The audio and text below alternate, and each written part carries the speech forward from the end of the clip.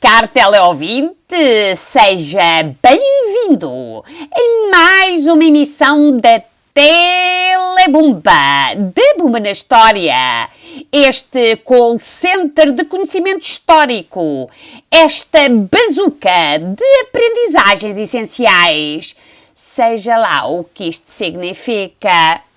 Esperamos que o teleouvinte se encontre bem de saúde, seja lá qual for a dimensão da saúde, neste que é um dia verdadeiramente histórico. O dia que, pela primeira vez na história, um Papa visita território do Iraque. Esse território onde há muitos muçulmanos, xiitas, sunitas e muita coisa acabada em itas e que gostam de rebentar, assim como também muitos cristãos. Este também, caro teleouvinte, é um dia histórico, mas pelas piores razões, especialmente para os fãs dos Duran Duran e dos Ahá, que choram porque o Rock in Rio foi adiado mais uma vez. Estranho, não?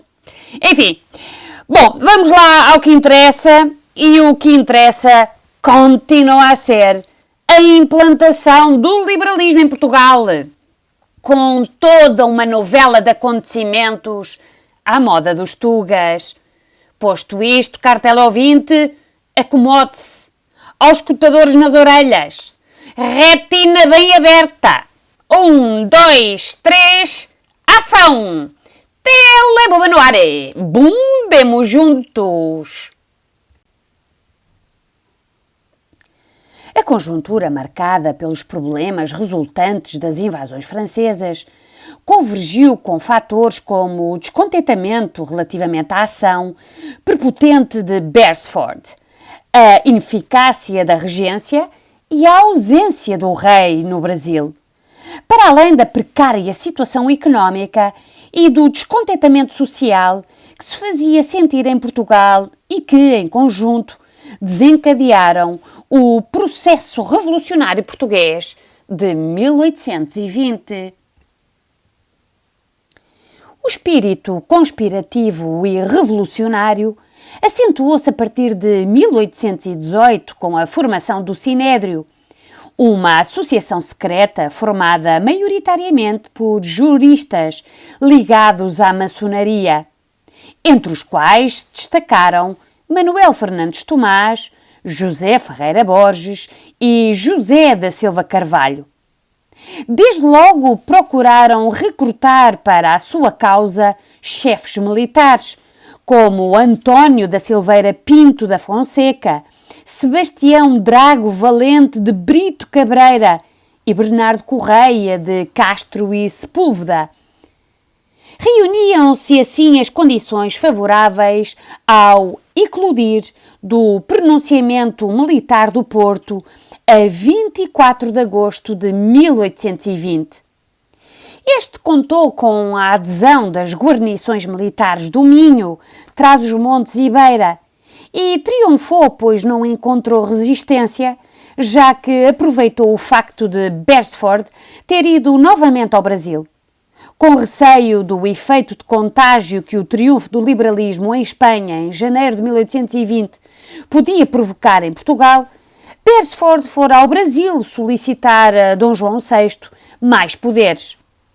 Em resultado do pronunciamento militar no Porto, desencadeou-se a Revolução Liberal de 1820. Entre os dirigentes da Revolução, contam-se os nomes do brigadeiro António da Silveira, dos coronéis Sepúlveda e Cabreira e dos burgueses Manuel Fernandes Tomás, José Ferreira Borges e José da Silva Carvalho. Todos eles vieram a fazer parte da Junta Provisional do Supremo Governo do Reino. Com a Revolução de 1820, a Manuel Fernandes Tomás coube a redação do Manifesto aos Portugueses, no qual se davam a conhecer os objetivos do movimento. Da sua leitura, ficamos a saber que, mais do que revolucionários empenhados em subverter instituições, os homens de 1820 veicularam um profundo nacionalismo e respeito pela monarquia e pelo catolicismo.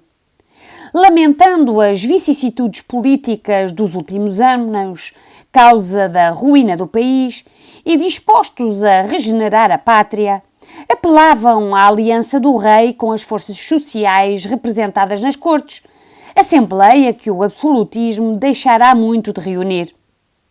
Da convocação de umas novas cortes, esperavam, como liberais que eram, uma sábia Constituição, defensora da autoridade régia e dos direitos dos portugueses. Nela se escudaria uma governação justa e eficaz.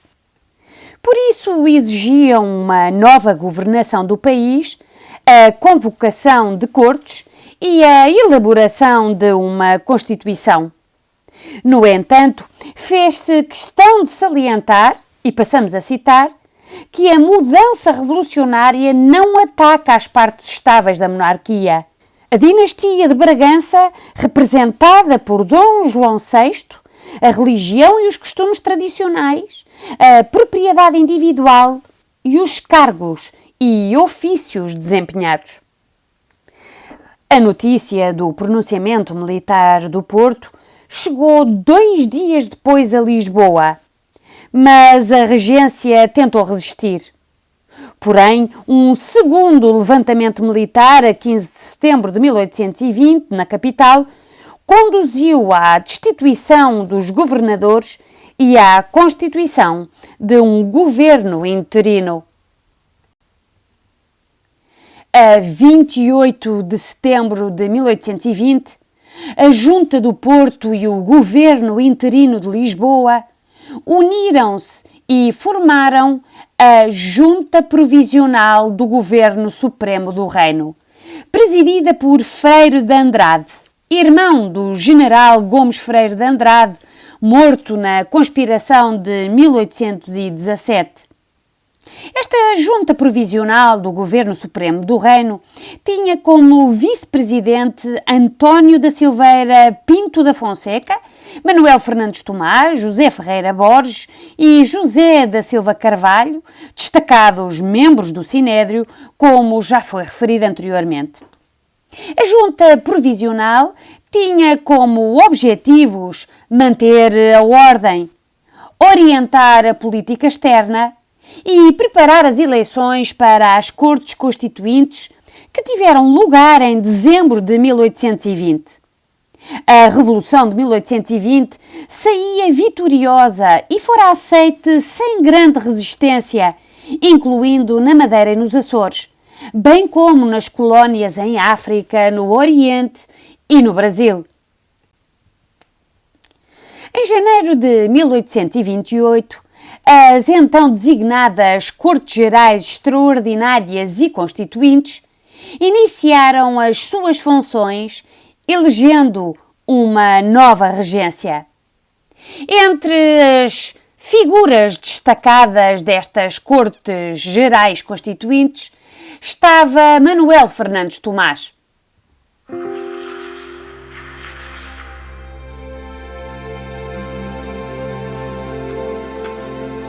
O direito da liberdade é de fazer aquilo que a lei não proíbe. Qualquer homem pode fazer tudo o que quiser uma vez que não ofenda a lei. E se isto não é permitido, não há homem livre.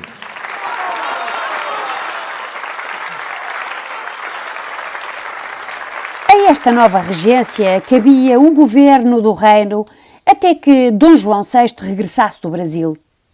Do monarca que tivera conhecimento da Revolução apenas em outubro de 1820, esperava-se que não se opusesse ao movimento, de modo a facilitar o seu reconhecimento internacional, uma vez que o principal receio era o de uma nova intervenção dos ingleses com vista à reposição da legitimidade da monarquia em moldes tradicionais, pondo em risco o movimento de 1820.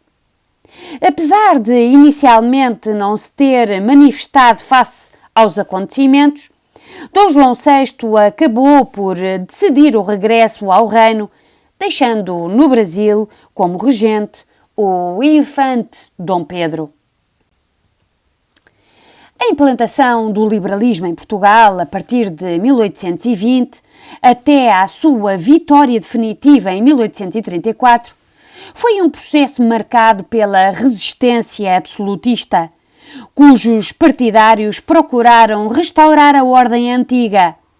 Sucederam-se vários golpes contra-revolucionários com vista à eliminação das tendências liberais vitoriosas em 1820.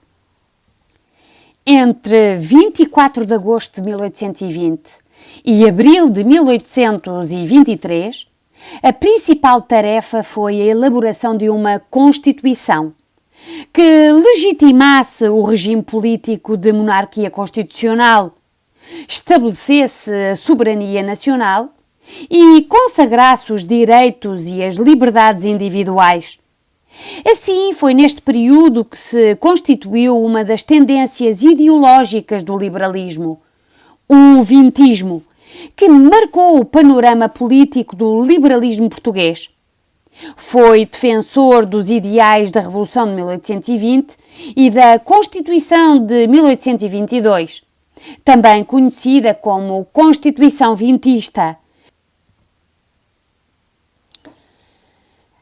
A 23 de setembro de 1822 foi promulgada a primeira Constituição Portuguesa, elaborada, como já referimos, pelas Cortes Constituintes, eleitas em 1821. No dia 1 de outubro de 1822, o texto constitucional foi jurado por Dom João VI. E a 11 do mesmo mês, a Constituição foi jurada por todo o reino. O juramento à Constituição por todos os homens maiores de 25 anos era obrigatório, sob pena de expulsão e perda de cidadania. O texto constitucional português era influenciado pela Constituição de Cádiz, de 1812, e pela Constituição Francesa, de 1795, especialmente no que respeitava aos direitos e deveres dos indivíduos. Ao longo dos trabalhos e dos debates, o direito de voto, a questão do veto suspensivo do rei, a inexistência de uma Câmara Alta que representasse a nobreza e a não consignação ao clero e à nobreza de poderes mais amplos foram motivos de discórdia entre os deputados das Cortes Constituintes, os vintistas mais radicais e os moderados. A Constituição de 1822, no seu texto final, consagrava o regime político da monarquia constitucional, a forma de exercício do poder, a divisão dos poderes e respectivas competências, o conceito de cidadania e o exercício do voto, bem como os direitos e os deveres dos portugueses. Podemos destacar as seguintes linhas definidoras da Constituição vintista. A primeira de todas, a monarquia constitucional, hereditária, cuja legitimidade assentava na Casa de Bragança. O reconhecimento dos direitos individuais, como a liberdade, incluindo em matéria religiosa e de ensino, e a propriedade. O princípio da soberania da nação, segundo o qual era o povo que escolhia os seus representantes. O princípio da separação dos poderes. O poder legislativo cabia às cortes, o poder executivo estava nas mãos do rei e dos ministros, por ele nomeados, o poder judicial era da responsabilidade dos juízes. O reconhecimento dos poderes do rei, como pessoa inviolável que era tratado por majestade fidelíssima, detinha direito de veto suspensivo, ou seja, podia devolver às cortes uma lei com a qual não concordasse, devendo expor as razões da sua discórdia, pelo que o poder do monarca acabava por estar subordinado às cortes. O rei não podia impedir a eleição de deputados, só podia assistir às cortes nas sessões de abertura e de encerramento, e estava impedido de as dissolver e não podia lançar impostos. Por outro lado, a Constituição previa também a adoção do sistema unicameral, pelo que as Cortes tinham uma Câmara de Deputados, não tendo a nobreza uma Câmara separada que as representasse em exclusivo, como acontecia no sistema parlamentar inglês. O sufrágio era direto e universal masculino, extensivo a todos os homens maiores de 25 anos que soubessem ler e escrever, ficando excluídos os analfabetos, os dependentes, os membros do clero regular e ainda as mulheres. Finalmente, há que destacar o reconhecimento da religião católica como a religião da nação portuguesa. A Constituição Portuguesa esteve em vigor entre outubro de 1822 e junho de 1823, tendo ainda vigorado, ainda que por pouco tempo, em 1836. Foi considerada uma Constituição progressista e radical para a época. Como já referimos, as Cortes Constituintes tinham como principal função elaborar uma Constituição que se consagrasse um novo regime de monarquia constitucional, pondo fim ao absolutismo e às estruturas do antigo regime, como acabamos de ver. Para responder às necessidades de desmantelar as estruturas sociais e económicas antigas, entre 1821 e 1822, as Cortes Constituintes assumiram também um papel legislativo. Nesse sentido, aprovaram legislação com vista a abolir os direitos feudais e alguns dos traços do antigo regime.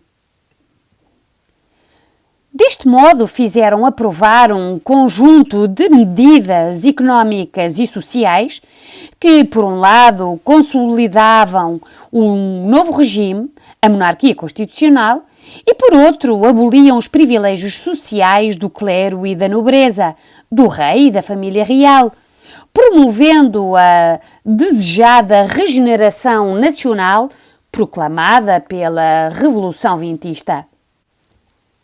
No domínio agrícola, votaram uma lei de cereais que protegia a produção dos grandes latifundiários, com o intuito de aumentar os preços, de modo a proporcionar maiores lucros, proibindo a importação quer de cereais, quer de farinhas ou azeite, entre outros. Limitaram também alguns privilégios da Companhia dos Vinhos do Alto Douro, como o da aguardente, com vista a liberalizar o mercado vinícola. Verificou-se também a extinção de algumas obrigações estabelecidas nos forais, tendo alguns dos direitos sido reduzidos para metade, pondo fim a portagens, a peagens e a costumagens para implementar a livre circulação de produtos, numa clara tentativa de criar um mercado interno. A abolição de vários direitos feudais, como as geiras, as banalidades, o relego, cotadas, codelarias. A propriedade vinculada, transmitida por intermédio do filho varão mais velho, pertencente às famílias nobres, foi reduzida, ficando apenas em vigor os grandes morgados.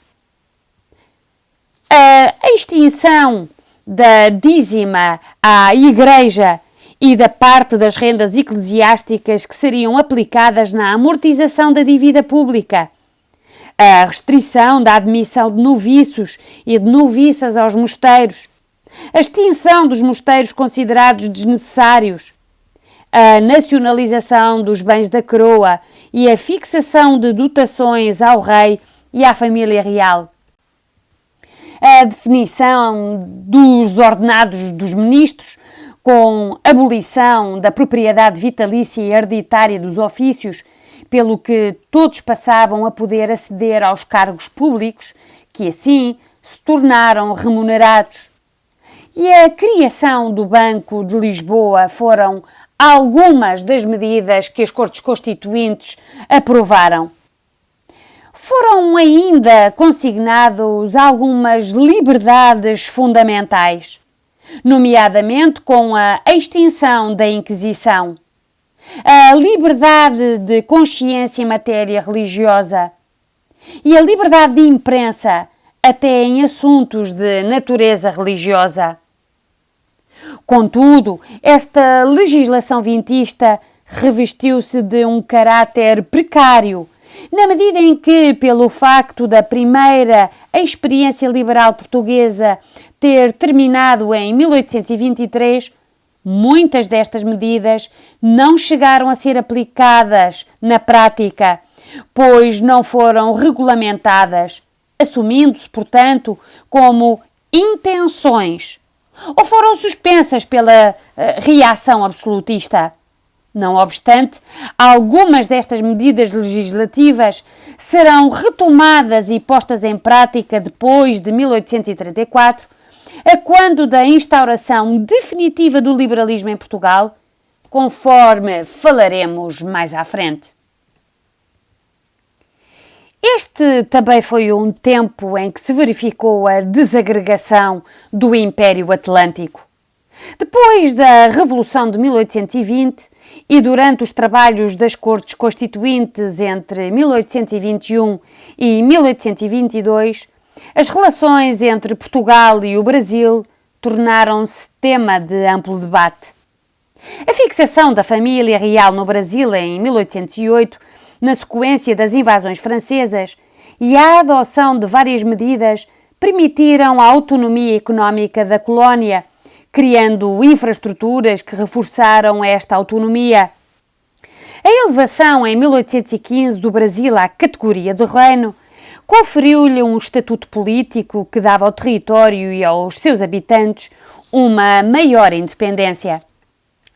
Às Cortes Portuguesas, na conjuntura política criada após 1820, cabia encontrar uma solução que, por um lado, conciliasse os interesses de ambos os territórios e, por outro, definisse o estatuto político do Brasil. A defesa feita nas Cortes de uma Constituição adaptada para o Brasil significava a diferença de direitos entre portugueses e brasileiros, o que não foi bem recebido, tendo Dom Pedro, que entretanto assumira a regência no Brasil, em nome do rei Dom João VI, sido obrigado a jurar as bases da Constituição. Até este momento não havia por parte dos brasileiros qualquer oposição relativamente a Portugal, nem face às Cortes Constituintes. As Cortes não só obrigaram o rei Dom João VI a regressar ao reino e a governar a partir de Portugal, como procuraram enfraquecer a regência de Dom Pedro. Nesse sentido, exigiram o seu regresso à Europa, o que desencadeou um coro de protestos que clamava a recusa de obediência à exigência feita pelas Cortes. Progressivamente, reuniu-se em torno de Dom Pedro um movimento defensor da autonomia.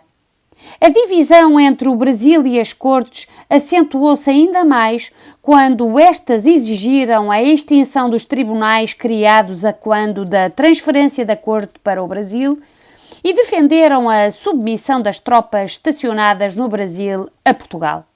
Estas medidas punham em causa o Estatuto do Reino adquirido desde 1815. Reagindo às determinações emanadas de Lisboa, Dom Pedro não acatou a exigência das Cortes, pelo que permaneceu no Brasil e acabou por convocar, em junho de 1822, a reunião de Cortes no Brasil.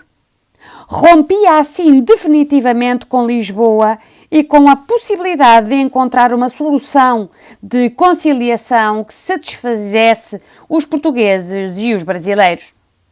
O processo de desagregação do Império Atlântico culminou quando, após ter tomado conhecimento que as cortes em Lisboa condenavam a sua atitude, Dom Pedro proclamou a independência do Brasil pelo célebre Grito do Ipiranga, a 7 de setembro de 1822. Tornou-se assim como Imperador do Brasil, estabelecendo a separação e a ruptura entre Portugal e a antiga colónia. Apesar da declaração de Dom Pedro, era necessário o reconhecimento por parte de Portugal e a nível internacional. No plano externo, apenas os Estados Unidos da América reconheceram o Brasil imediatamente como um país independente, uma vez que os países da Santa Aliança, à exceção da Áustria, defensores da causa monárquica legitimista, não aceitaram a declaração da independência. Portugal reconheceu a independência do Brasil só 3 anos mais tarde, em 1825. Após o regresso da família real, Dom João VI jurou fidelidade às bases da Constituição de 1822, aceitando os princípios aprovados pelas Cortes. Pelo contrário, sua mulher, Dona Carlota Joaquina, não fez o juramento, tendo, a partir daí, assumido, juntamente com o seu filho mais novo, Dom Miguel, um papel de oposição ao liberalismo, apoiando as tentativas contra-revolucionárias de cariz absolutista. Foi a partir do ano de 1823 que ocorreram os golpes antiliberais. A primeira tentativa contra-revolucionária teve lugar em 23 de fevereiro de 1823, em Vila Real, quando o segundo conde de Amarante proclamou "Vivas ao Rei Absoluto e morras à Constituição". Porém, esta insurreição foi rapidamente reprimida pelos liberais. Em março de 1823, sob o comando do infante Dom Miguel, ocorreu o segundo golpe contra-revolucionário, a Vila Francada, ocorrida em Vila Franca. Aí Dom Miguel proclamou a restauração do absolutismo, que pôs fim ao vintismo, a primeira experiência liberal em Portugal, como já referimos. Contudo, face a este golpe, o rei Dom João VI procurou uma solução de compromisso dúbia e prometeu, por um lado, uma Constituição mais moderada, mas, por outro, dissolveu as Cortes e suspendeu a Constituição de 1822. A partir da Vila Francada, vigorou um regime absolutista moderado, que mesmo assim não agradou aos absolutistas. A 30 de abril de 1824, desencadearam outro golpe, a Abrilada, liderado por Dom Miguel e apoiado pela sua mãe, Dona Carlota Joaquina. A Abrilada instaurou um clima de terror, com inúmeras prisões de liberais, chegando-se a isolar no seu palácio o monarca que procurou refúgio num navio inglês, de onde ordenou a libertação dos presos políticos e a prisão dos implicados, retirando a Dom Miguel o comando das tropas e impondo-lhe o exílio em Viena. Em março de 1826, morria em Lisboa Dom João VI e foi designada regente a infanta Dona Isabel Maria, que reconheceu seu irmão Dom Pedro como Rei de Portugal, com o título de Dom Pedro IV. No entanto, Dom Pedro, que era Imperador do Brasil, tornado independente em 1822, não podia ser simultaneamente Rei de Portugal. Num esforço de conciliação política, em 29 de abril de 1826, outorgou uma nova lei constitucional, designada Carta Constitucional. Por outro lado, abdicou da coroa portuguesa a favor da sua filha, então com 7 anos, Dona Maria da Glória.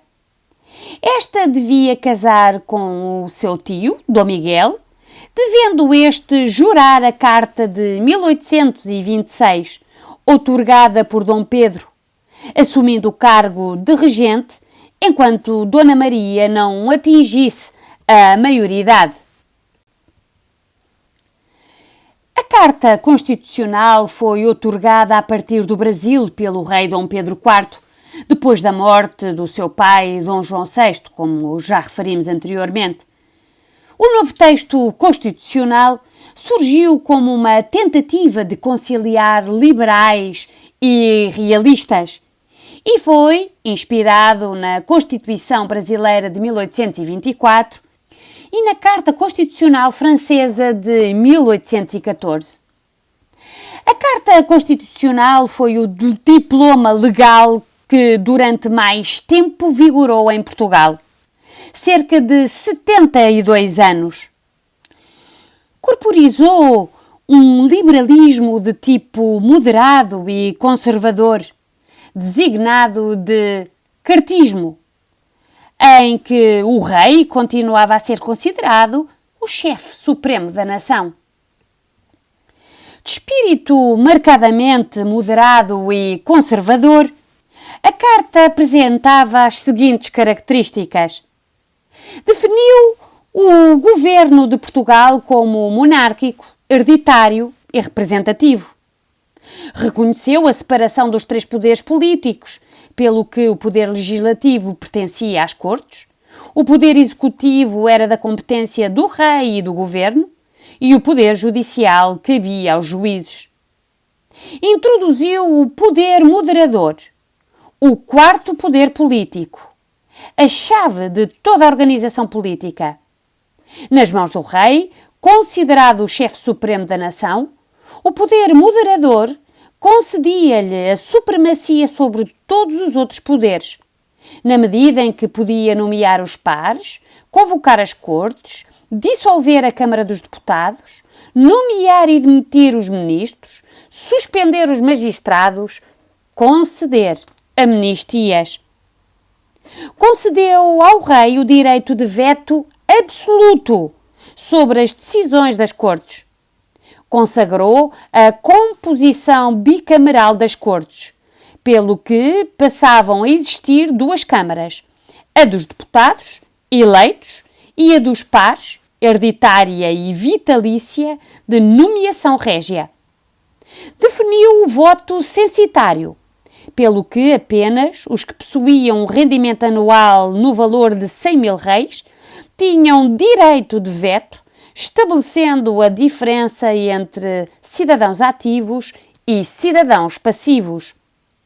Determinou a dupla soberania entre o rei e a nação, excluindo o princípio da soberania nacional. Reconheceu um Conselho de Estado, cujos membros eram nomeados vitaliciamente pelo rei.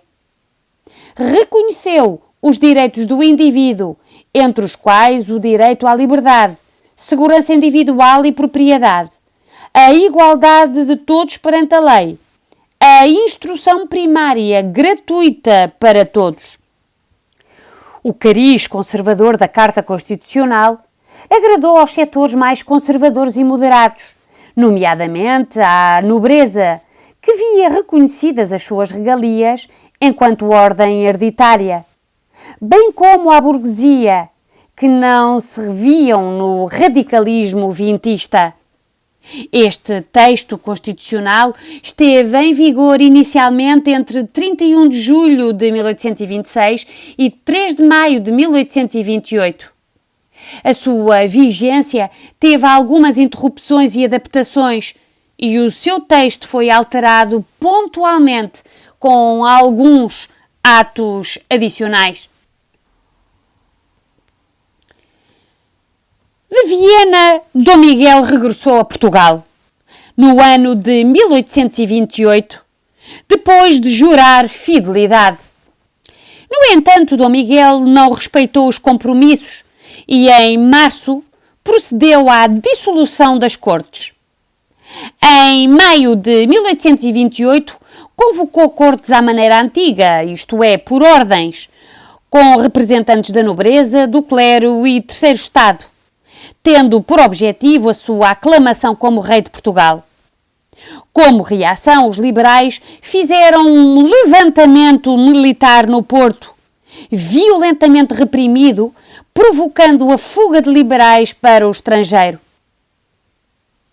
Durante 6 anos, entre 1828 e 1834, instaurou-se no reino um governo absolutista liderado por Dom Miguel, marcado por perseguições, prisões e execuções.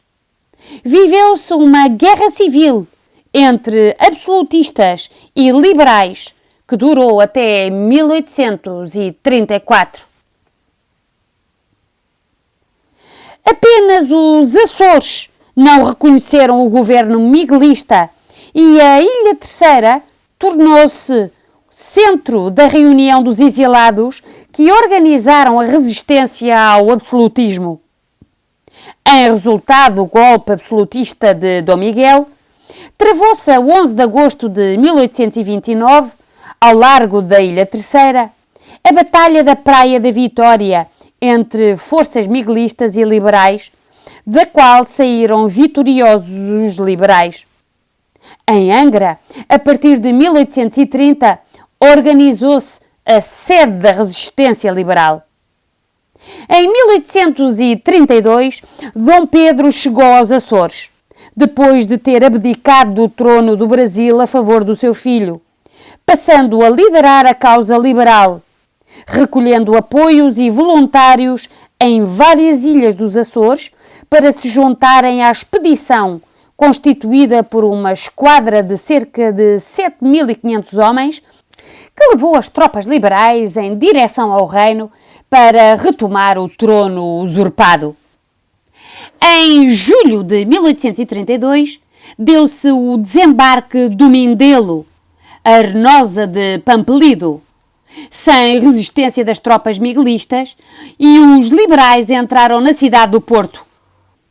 No entanto, após uma reorganização das tropas realistas fiéis a Dom Miguel, os liberais ficaram cercados pelos absolutistas. Entre julho de 1832 e agosto de 1833, no que ficou conhecido como o Cerco do Povo. Na Guerra Civil, as forças liberais foram reforçadas com o apoio da Inglaterra e da França, e por isso a guerra sofreu um volte-face em 1833, quando uma armada liberal desembarcou no Algarve e, apoiada pela esquadra comandada pelo inglês Napier, derrotou a frota miguelista. Em 24 de julho de 1833, os liberais tomaram Lisboa, que, entretanto, havia sido abandonada pelo governo de Dom Miguel. O cerco do Porto foi levantado e as tropas miguelistas rumaram para o sul, em direção a Lisboa, mas foram derrotadas nas batalhas de Almoster e de Aceiceira. Chegava ao fim a Guerra Civil em Portugal. A 26 de maio de 1834 foi assinada a Convenção de Évora-Monte, segundo a qual Dom Miguel foi obrigado ao exílio sob promessa de não mais voltar a Portugal. Triunfava então o liberalismo que se instaurava definitivamente em Portugal. E foi assim, caro ouvinte, chegamos ao final de mais uma emissão telebombástica. Esperamos que tenha sido do agrado. E vamos terminar, claro está, sem, antes de mais, referir que na próxima emissão continuaremos a falar desta grandíssima cegada que foi a Revolução Liberal Portuguesa e daremos conta do novo ordenamento político e socioeconómico, O que é que isto será? Fique para ver. Até lá, caro ouvinte. Siga-nos no canal do costume, no YouTuber, o canal da Bumba na História. E não se esqueça também, acompanhe-nos nessa coisa espetacular que é esse movimento hashtag Eu Aprendi com a Bumba. Foi um gosto, caro teleouvinte. Fique desse lado, saudinha da boa e juízo. Que venha aí bom tempo. Telebumba no ar. Bumbemos juntos.